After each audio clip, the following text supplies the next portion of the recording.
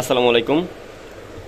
আজকে আমরা একটা এইচএমআই নিয়ে কথা বলবো, আর এইচএমআইটার ব্যাপারে আজকে কি কি প্রবলেম আছে সেটা দেখবো, আর এটা রিপেয়ার করতে আমরা কোন কোন আইডিয়াগুলো ইউজ করব সেই বিষয়গুলো একটু ধারণা দিব। ওকে, তো এইখানে এই এইচএমআইটা আমি একটু মডেল নাম্বারটা দেখাই। এই এইচএমআইটা ইউজ হয় ওয়াশিং প্লান্টে।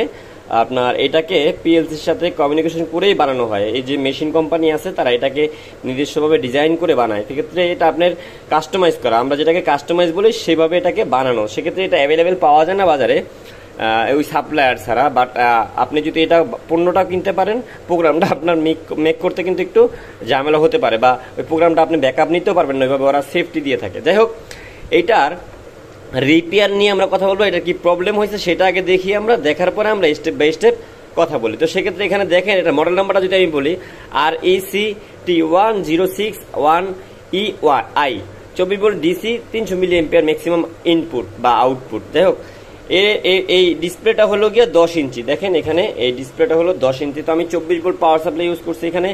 এটা কিন্তু ইউএসবি দিয়েও ব্যাকআপ নেওয়া যায়, দেখছেন ইউএসবি দিয়েও ব্যাকআপ নেওয়া যায়, এবং আপনাকে এটা মাউস দিয়ে চালানোর মতো অপশনও রাখছে। এরপরে এই যে কমিউনিকেশন পোর্ট, এর সাথে পিএলসিও একটা থাকবে সেম ব্র্যান্ডের।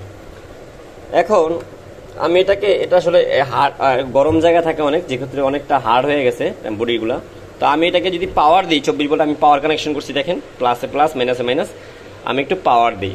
এই পাওয়ার দেওয়ার পরে দেখেন এটার প্রবলেমটা কি আসে। হ্যাঁ, প্রবলেমটা আশা করে দেখতে পারতেছেন, এখানে কিন্তু কোনো ধরনের প্রোগ্রাম শো করতেছে না বা ডিজাইন শো করতেছে না, ডিসপ্লেটা কেমন হয়ে গেছে, তাই না?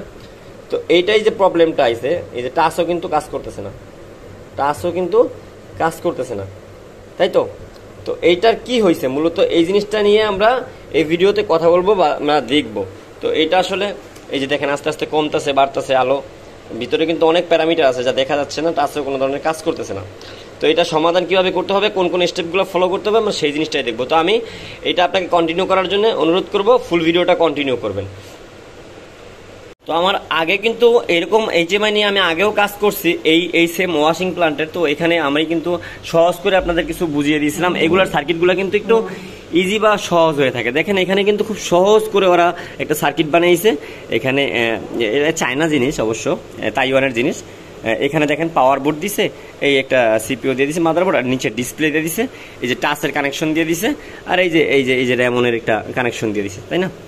তো এখন আমার কথা হলো গিয়া যে এইটার আসলে প্রবলেমটা কি, এটা কিভাবে আমরা প্রবলেমগুলো ফাইন্ড আউট করতে পারি, বা কোন কোন স্টেপগুলো ফলো করতে পারি, তাই তো।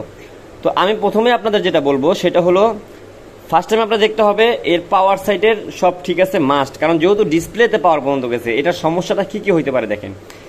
1 নাম্বার সমস্যা, এই ডিসপ্লেটা কেটে যেতে পারে, ডিসপ্লেটা নষ্ট হয়ে যেতে পারে। 1 নাম্বারে এই সমস্যাটা হইতে পারে। আচ্ছা, 2 নাম্বারের সমস্যা হইলো এই যে ব্ল্যাক লাইট আছে, এই ব্ল্যাক লাইটটা হইলো পিছন সাইডে এই আলোটা ধরে রাখে, আলোটা তৈরি করে দেয় পিছনে, এই আলোটা অনেক সময় কমে যায় বা এই আলোটা সমস্যা করে, যে জন্য আলোটার কারণে এই সমস্যাটা হইতে পারে। তারপরে যে জিনিসটা দেখতে হবে সেটা হইলো, এই যে এখানে যে আমার এই র্যামনগুলো আছে, এই র্যামনগুলো অনেক সময় কি হয়, এই র্যামনগুলো অনেক সময় নষ্ট হয়ে যায়, বুঝতে পারছেন? তো এই র্যামনগুলো অনেক সময় আপনার কি করতে হবে, খুলে পরিষ্কার করে দিতে হবে। কার্বন জমে থাকতে পারে, খুলে ভালো করে পরিষ্কার করে দিতে হবে, তাহলে দেখবেন এই ধরনের সমস্যাগুলো অনেক সময় সমাধান হয়ে থাকে, বুঝতে পারছেন? এই যে এটার ভিতরে কিন্তু র্যামনে কোনো ধরনের প্রবলেম নাই, আমি মনে করতেছি এটা 100% ডিসপ্লেতেই প্রবলেম। তো এই ক্ষেত্রে আপনারা যেটা করবেন সেটা হলো, এই যে ডিসপ্লে পার্ট নাম্বারটা আছে, ডিসপ্লেটা টোটালি একটা ডিসপ্লে, এই যে লাইট, এই যে ডিসপ্লে র্যামনের লাইনটা, আর এইখানে হইলো গিয়া লাইটের লাইনটা, আপনারা ডিরেক্টলি এই জিনিসটা চেঞ্জ করে ফেললে, আপনার ডিসপ্লেটা চেঞ্জ করে ফেললে খুবই বেটার হবে।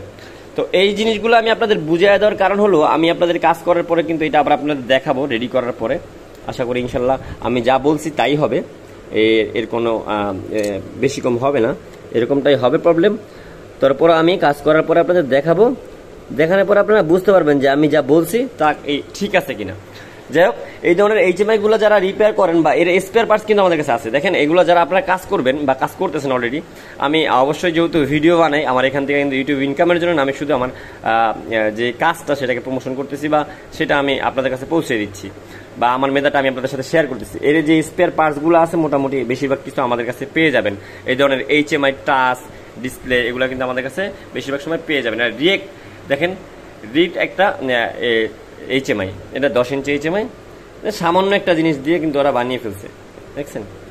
কিন্তু খুব ইজি মনে হচ্ছে। ব্যাটারি আছে একটা আর এসি আছে একটা। কোন কোন জিনিসটা পাওয়ার, এটা পাওয়ার না আসার কারণটা কোনটা কোনটা হতে পারে? নর্মালি সহজ ভাষা যদি বুঝে, পাওয়ার না আসার কারণ হতে পারে এই ডায়োডটা কাটা, এই ডায়োডটা কাটা, নয়তো এই যে এই আইসিটা আর এই 5 ভোল্টের এই আইসিটা, এটা হলো 5 ভোল্ট রেগুলেটিং করে, 24 ভোল্ট থেকে 5 ভোল্ট রেগুলেটিং করে সব দিকে দেয়। এই চারটা জিনিস খারাপ হইতে পারে ম্যাক্সিমাম সময়, এই কাঠটার ভিতরে সমস্যা আসবে, অন্য কোথাও আপনার হাত দেওয়ার কোনো প্রয়োজন নেই। এটা ফলো রাখবেন, আশা করি এই ধরনের HMI-গুলো আপনারা সমাধান করতে পারবেন। ভালো থাকবেন সবাই, আসসালামু আলাইকুম।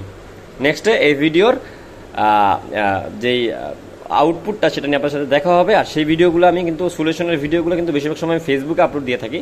তো এখানে গিয়ে রিলস আকৃতি দিয়ে থাকি, এখানে দেখানোর জাস্ট আমার সাকসেসটা আমি ওখানে দেখাই। এই রেডি করার পরে তার সঙ্গে দেখানোর কিছু নাই, এখানে আমি আইডিয়াটা দেওয়াটা খুব জরুরি মনে করতেছি আমার কাজের লাইনে, বা আমরা এইভাবে আইডিয়া নিয়েই কাজ করছি বা কাজ শিখছি।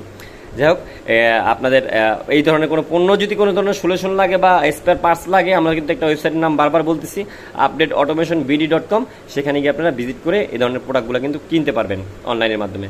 ভালো থাকবেন সবাই।